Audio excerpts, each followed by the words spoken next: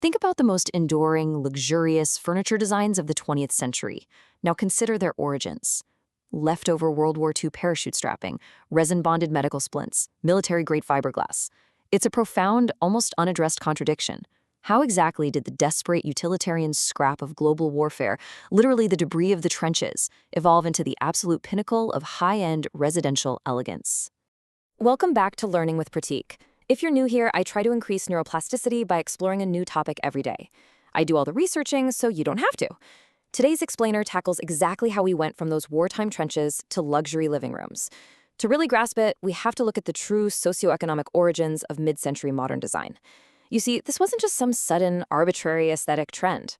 No, it was a visceral reaction to a world that had been completely broken apart, and it was born from the desperate, optimistic need to rebuild using the very technologies just invented for human survival. The world had frankly seen enough destruction. These visionaries were determined to build an environment that fostered peace, efficiency, and profound beauty. The timeline of this transformation is rooted in what you might call a perfect storm of global events. Back in the 1930s, the rise of totalitarianism forced Bauhaus visionaries, architects like Walter Gropius and Ludwig Mies van der Rohe, to flee Europe for America, and they brought with them a radically different philosophy of design. But it wasn't until the 1940s that this philosophy collided with wartime necessity, sparking innovations like molded plywood leg splints in 1941. Then, in 1945, the war finally ends. The GI Bill triggers an absolutely unprecedented suburban housing boom. Entire neighborhoods are springing up basically overnight across the country. Millions of returning veterans needed homes and, just as importantly, they needed affordable, modern furniture to fill them. This massive historical pressure cooker culminated in the mass-produced masterpieces we immediately recognized by the 1950s. The underlying philosophy driving this entire movement was surprisingly simple. Form follows function. Championed originally by American architect Louis Sullivan and later perfected by the Bauhaus school, this was a radical departure for the average home. Just picture it. Before the war, living spaces were heavily dominated by compartmentalized, highly ornate Victorian and Art Deco styles. Literally every single surface was covered in decorative excess. Modernism stripped all of that away. It pursued an honest, truly democratic simplicity. The rule was clear. If an object didn't have a functional purpose, it had absolutely no place in the design. The beauty had to come from the structure itself. The legendary architect Le Corbusier famously put it this way: poor materials, rich design. Because during and immediately after the war, conventional materials were strictly rationed. Designers couldn't rely on traditional luxury even if they wanted to. They had to innovate with whatever was lying around. Take Danish designer Jens Rissum, for instance. In the early 1940s, he presented producer Hans Knoll with a lounge chair that stripped upholstery back to its absolute purest essence. How did he do it? By taking leftover, rejected parachute strapping from the military and weaving it tightly around cedar offcuts. It was a brilliant, highly pragmatic solution born entirely out of constraint that inadvertently created a timeless aesthetic. It's fascinating how wartime material development directly fueled peacetime living. We saw the sudden rise of spun fiberglass, steel wire mesh, and latex foam rubber pioneered by companies like Dunlop and Pirelli.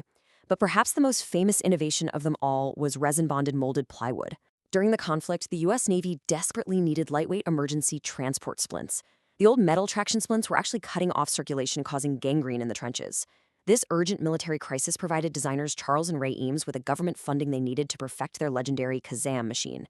They actually built this makeshift curing oven right in their apartment, just to figure out how to bend plywood into compound anatomical curves. Now, I want to take a deliberate pause right here, because if we're going to talk about the Eames office in this explainer, we really need to correct a widespread historical myth. For decades, many people just assumed Ray Eames was a man, or maybe Charles's brother. She wasn't. Ray was Charles's wife, and absolutely his equal creative partner. While Charles was often positioned as the public face by the media of the time, Ray was the brilliant, visionary force behind their iconic fabric designs, their graphics, and their architectural collaborations. Make no mistake, the Eames legacy is fundamentally a partnership of equals. And honestly, what a legacy it is. Operating out of Venice, California, the Eames office ran on brutal, relentless 13-hour workdays. It was less of a traditional studio and more of a laboratory for intense, hands-on experimentation. They believed deeply in learning by doing, and this philosophy drove the creation of the LCW, the lounge chair wood, as well as the famous 1956 lounge chair and ottoman. Charles actually designed that one to have the warm, receptive look of a well-used first baseman's mitt. But they didn't stop at furniture. They designed Case Study House number 8, which is a massive architectural milestone, and even produced 125 short films, including the incredible Powers of 10. All of this relentless innovation was eventually mass-produced by companies like Herman Miller, fundamentally changing how Americans interacted with their living rooms. Less is more. As we transition our focus from the furniture of the era to its architecture, this famous maxim by Ludwig Mies van der Rohe becomes our guiding light. You know, it's really easy to look at minimalism today and dismiss it as cold or sterile, but mid-century modern architects saw it entirely differently.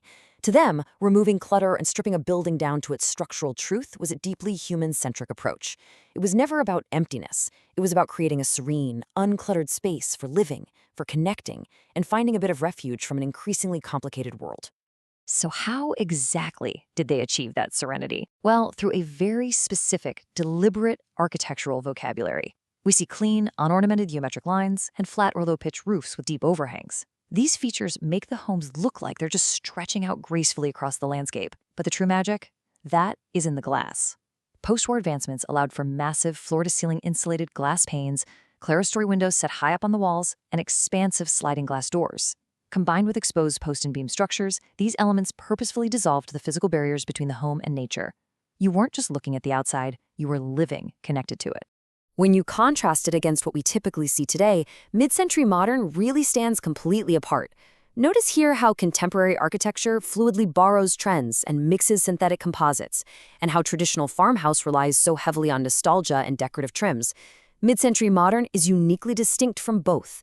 It represents a fiercely optimistic historical moment that truly believed in democratic, accessible living.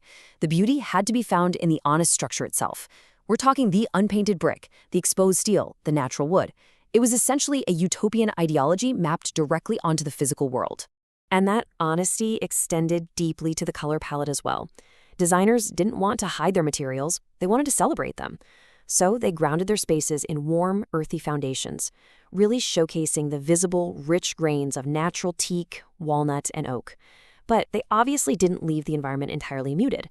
To inject life and energy into these spaces, they used vibrant, geometric accents sparingly, but very deliberately.